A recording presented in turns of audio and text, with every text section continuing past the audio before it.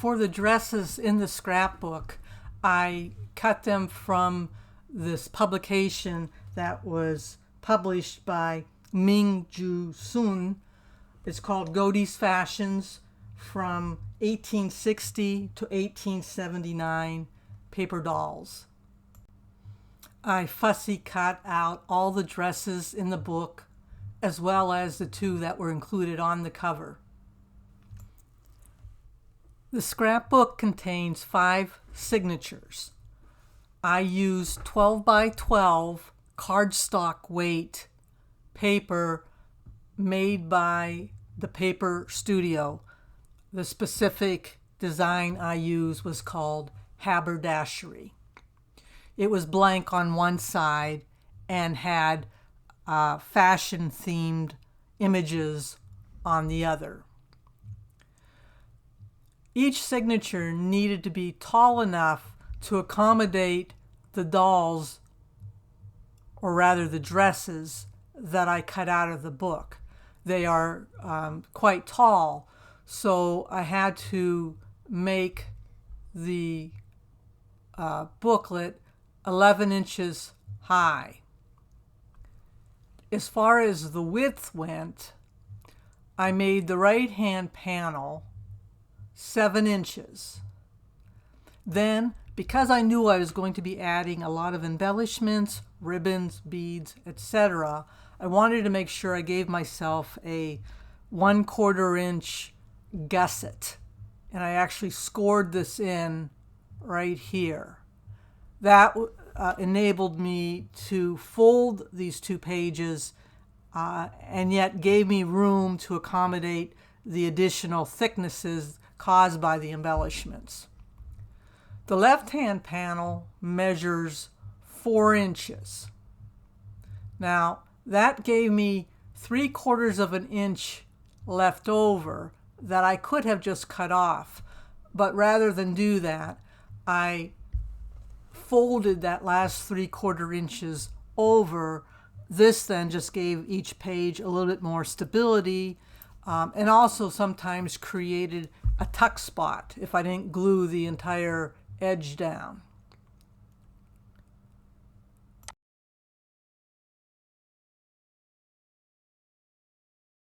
I did all of the embellishing on the signature before putting it into the book itself. Here I've started the process already, and on the blank side of this cardstock, I used another type of paper that was also fashion themed to cover up the brown background. I also added an element to every page that is this handwriting. And even though you can't see it or really read it, what it is a handwritten description of the dress that was provided by Ming Su Sun in her booklet. So I just hand copied what she had written regarding the dress, and it just added another layer. Knowing that you would not be able to read it in its entirety, it was an element that shows through on each page, which I thought was important to give each of the pages or the dresses some continuity. You can see I began adding trim here down the edge of the page, some lace. Over here was a cluster of flowers. On each page, I also included ephemera from the original scrapbook that I had purchased. This scrapbook included calling cards, trade cards, die cuts, different advertising, and it's all vintage. It's all approximately 150 years old, and I use the originals. I should mention that I do scan the originals into images for future use. Here I'm adding white lace to the dress.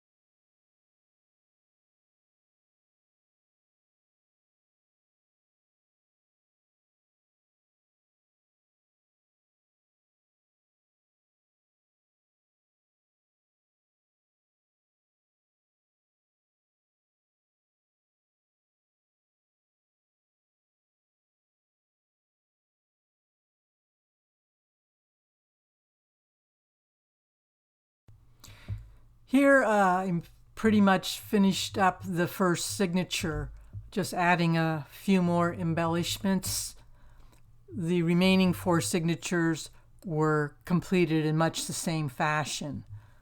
I'll now move on to showing you how I completed the cover. For the foundation of the cover, I cut down to size a vintage scrapbook album cover. The final size of one cover is 11 3/4 inches tall by 7.5 inches wide. This allows for about a good 1/2 inch overhang beyond the inside pages. I added a 2 1/2 inch spine. Originally, I was just going to use the design of the original vintage scrapbook album, but in the end, I decided I was going to cover it up with maroon colored lace. I applied the lace using clear gesso. I inadvertently used too much gesso on the front cover, so had to keep moving it to the back cover. The clear gesso goes on white, but it will dry clear.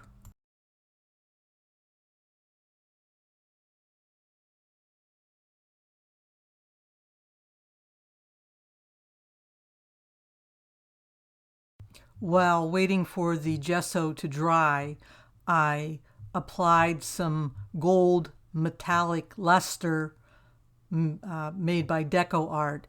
It's a wax type of application that you can apply to just about anything, and it dries permanently. Mine had dried up a little, so I just spritzed the container with some water, and that seemed to do the trick. I inserted into the frame an original hand-colored fashion plate from an 1866 edition of Godey's Ladies magazine.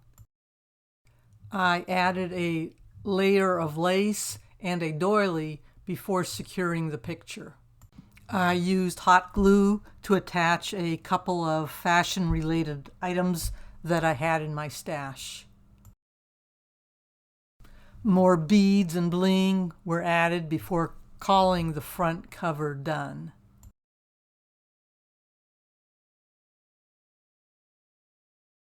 Moving on to the inside of the cover, I sandwiched some Mylar envelope in between 2 pieces of cardstock, and then I scored this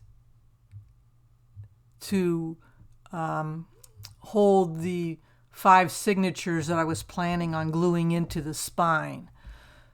I've laid down 2-sided tape, a 1/4 inch wide, for each of the signatures. And in between each of the signatures, I also scored 1/8 of an inch, again, to allow more room between the signatures. This sandwich of cardstock and mylar will become the inside spine. I'll only be attaching the two side portions of this inner spine in the hopes that this technique will help the signatures lay flatter when the book is opened, rather than attaching them directly to the outer hardcover spine. To attach these side panels, I'm using both two-sided tape as well as glue.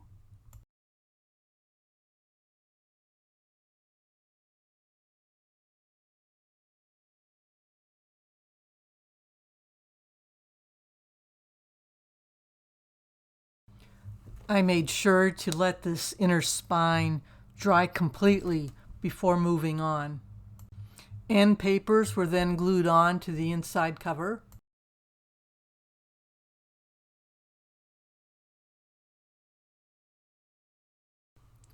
Two more original fashion plates from 1866 were layered on, as well as two more dresses. These were embellished with additional ribbons and laces as well. Finally, it was time to attach the signatures to the inner spine. I ran a bead of two-sided tape down the 1/4 inch gusset on the signature. I added some glue to that as well, and then I put the signature in place.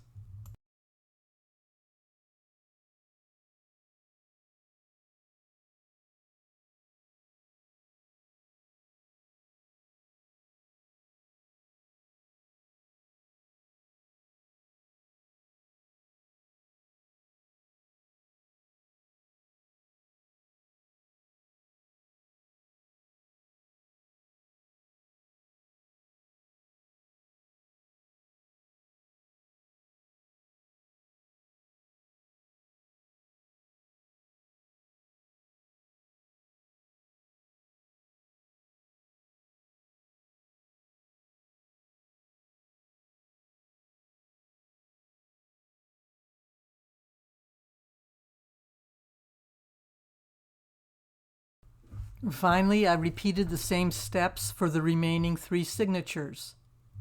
I hope you found something useful in this process video. Thanks for watching.